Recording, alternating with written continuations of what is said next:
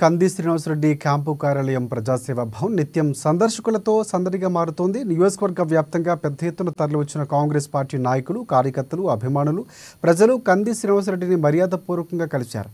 పలు సమస్యలపై ఆయనకు విన్నవించగా సానుకూలంగా స్పందించారు కేసీఆర్. వాటి పరిష్కారానికి తన వంతుగా కృషి చేస్తారని భరోసా కల్పించారు.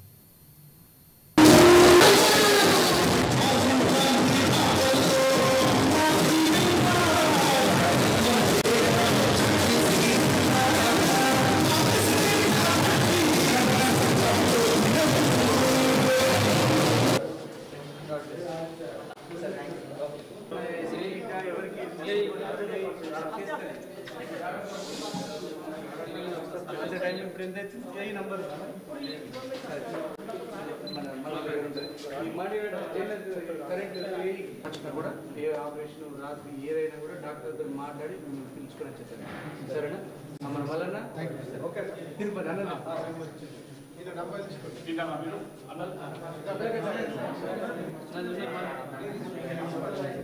Ration card